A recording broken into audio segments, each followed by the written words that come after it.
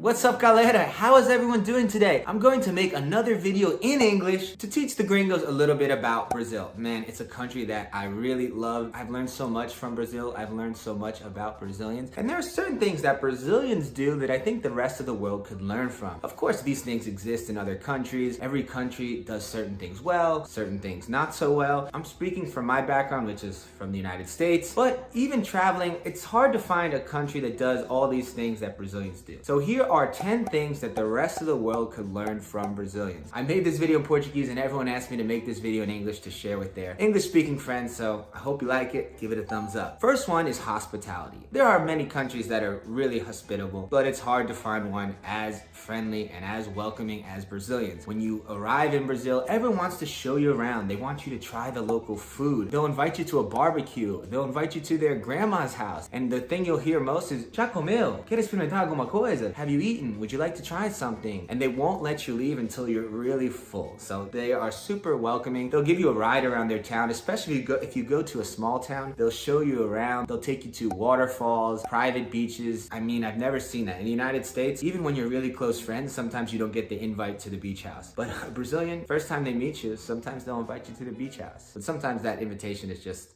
lip service, but they're still a super friendly, welcoming place. I've never felt so welcome as a foreigner. They really want to make sure that you have a good time and love their country. Second thing is the affection they show for each other. This is going to depend a lot on different cultures, but speaking from an American perspective, we are a little bit, I don't want to say cold, but reserved in the way we show emotion. Even among family and friends, maybe we shake hands instead of hug. There's very few kisses on the cheek, and when you meet someone in Brazil, the first time, it's customary to give a kiss on the cheek. Depending on the city, it could be 2, even 3. And there's always hugs, and when you leave, if you don't say goodbye to everyone, that is like just the rudest thing. It can get a little annoying sometimes actually, but you have to say goodbye to everyone individually. But it's also cool because everyone really takes time to show affection. They don't have a problem demonstrating physically their affection and also with words. I feel like Americans sometimes are afraid to say how they feel. So I think that's a really good thing, and it kind of makes you feel more free. I find it easier even to express these feelings in Portuguese. É mais fácil falar sobre essas coisas em português. Third thing is hygiene. Brazil is a super hygienic country. They are super hygienic people. Brazil is hot, so you would think that if you're on a crowded bus, it would smell terrible. But actually, people take a lot of showers. They'll at least take 2 showers a day because it's a hot country. And brushing their teeth is kind of like a religion. So they will bring their toothbrush everywhere. So it could be right after lunch, they're brushing their teeth. I think at least 4 times a day, which is pretty good. I think in the United States, it's not so common to see someone brushing their teeth at lunchtime, and I think it should be. It's a good habit. Speaking about this good oral hygiene, I think there's no kiss like the kiss from a Brazilian. I mean, I've experienced a few. I've not experienced every country in the world, of course, but compared to maybe America, I think people are much more reserved, much more inhibited. So when you kiss a Brazilian, I can only speak about a Brazilian girl, but when you kiss a Brazilian, it could be in public. They're not afraid. It's not a big deal. It also doesn't necessarily lead to anything more. It's a very kissing culture. So they really take pride in a good, passionate kiss. So if you have never kissed a Brazilian girl, or if you like Brazilian guys, we've never kissed a Brazilian guy, I think you should try it. Unless you're married, then nope, don't do it. Don't do it. Another thing that is super important is cold beer. When Brazilians travel abroad, they can't understand how people could drink beer that is warm. It's like another thing, besides brushing their teeth, cold beer is like a religion. You have to keep the beer super cold, and it has to be like, when you touch it, like your hand almost gets frostbite cold, that kind of cold. Because it's a really hot country, so that beer is gonna get warm fast. Vai esquentar rápido. So you gotta keep it cold. People take a lot of pride in making sure there's ice, and the beer has to be cold. If it's not cold, it's kind of like an offense. So people will definitely send back beer that is not cold. So cold beer. Just do it. Besides an extremely expressive language, which is Portuguese, the slang is amazing. So I'm gonna make a video about the slang, a special video, but the gestures. Brazilian people have gestures that are just hilarious. They can say so much without even opening their mouths. For example, what do you think this means?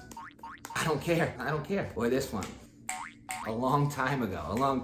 And one of my favorites, maybe not the nicest, but what do you think this is? Roubando, né? Someone stealing. Could be the government, could be the ref in the soccer match. Next one is enjoying food. Now, of course, a lot of cultures have rich food traditions, and I'm speaking more specifically to the American culture, which they do enjoy food, but it's not so much of like a social event all the time. It's kind of fast. It's like we are a fast food culture. A lot of times we eat lunch at our desk, 10 minutes for lunch. Really, you're not enjoying your day. Does it make you more productive? Maybe, maybe not. Are you really getting that extra work done, or you're just kind of looking up fantasy fancy football stats. I don't know. But Brazilians enjoy a nice long lunch. It's a traditional thing. And Americans don't even have a word for tipo bon appetit. Like we use the French word bon appetit. There's no exact word for enjoy your food. So I think most cultures, almost every culture, every language has a way of expressing that, and America doesn't. So I think Brazil, they have a great lunch. And lunch is the principal meal of the day. Sometimes they eat at home with their family. They'll take that break from work to eat at home. I think it's a nice way to kind of connect with people in the middle of the day. When you go to a concert, generally everyone knows all the lyrics to the song, and there's kind of a dance between the singer and the crowd where the singer will stop singing and the crowd will just come in, and it really just like leaves you with goosebumps. It's an incredible feeling. I've seen it in other shows, but I haven't seen it anywhere near the way it's done in Brazil, where you just get all goosebumps. People are singing, people are crying, singing the lyrics. It's a crazy, surreal experience that, you know, if I would